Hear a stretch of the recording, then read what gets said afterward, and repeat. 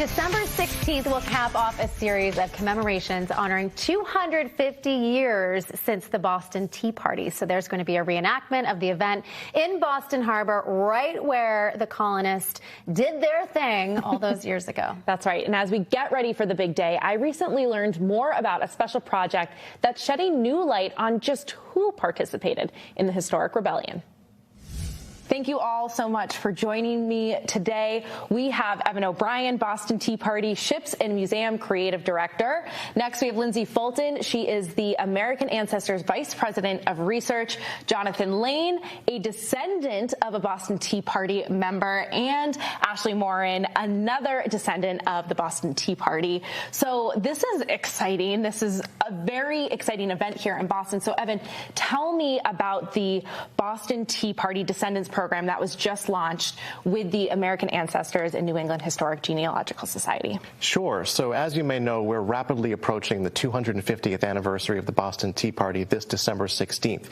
As part of that commemorative year, we have partnered with the American Ancestors and New England Historic Genealogical Society to launch the Boston Tea Party Descendants Program, a first-of-its-kind lineage society that is focused largely on the participants of the Boston Tea Party of 1773 and, of course, their modern ancestors or descendants of those participants. And it's an amazing opportunity for descendants to look back at their familial history, their connection to the formative years of our nation, and of course, communicating in and amongst themselves and between each other, sharing primary resources, working with the genealogists from NEHGS and American Ancestors, and really finalizing their family story and sharing it with the world. There is so much packed into this, so much information packed into this. So, Lindsay, tell me why it's, one, important to trace the lineage of the Boston Tea Party members, but then, two, how do you even go about doing that? Well, so when the Boston Tea Party happens, folks are not raising their hand saying that they participated. Yeah. This was a crime. So you didn't talk about it until years later. So part of our vetting process is really helping us to understand all of the names and confirm all of the names of the people who participated. But also when we start to do some of that genealogical research, we're letting people know that their ancestors were in fact participants. Because we have so many active descendants who kept stuff. You know, they have oral tradition, they have letters, they have diary entries of their family participating. We can go back and look at that information and determine that they actually did participate. So it's not just a simple Google search like we think of, right, today, that you can go in and be like, you know, they were part of this. This is a lot of gathering things, putting them together, and then reaching out to the descendants, right? And so Ashley and Jonathan here. First, Jonathan, did you know that you had this connection to history?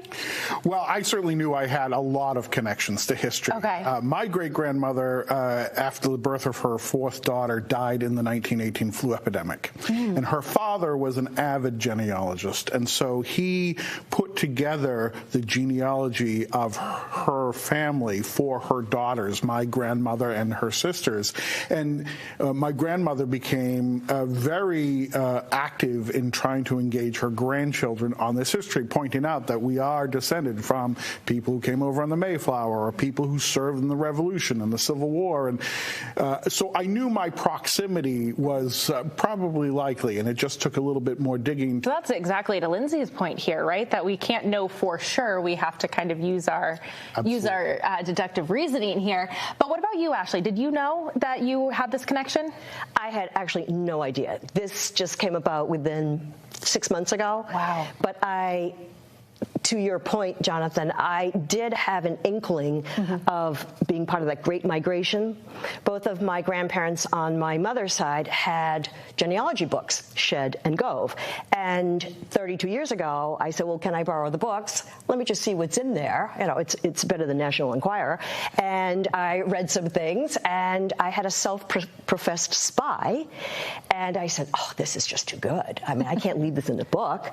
So I decided to join the Daughters of the American Revolution. So I've been a member for 30 years, but I thought I was done. I mean, the two patriots, that's great, Battle of Lexington. And so now let's fast forward to last summer. And my 90-year-old mother called me and asked me to go on Ancestry.com and look up details about her grandmother, who died in 1919. She knew nothing about her grandparents, particularly her grandmother, and she was very curious. So I'm retired. It's hot. Can't go out and go to the pool. So I go on Ancestry.com, and I had Bertha Wheeler, her grandmother's details, because it's in the genealogy book. So I had a really nice jumping start.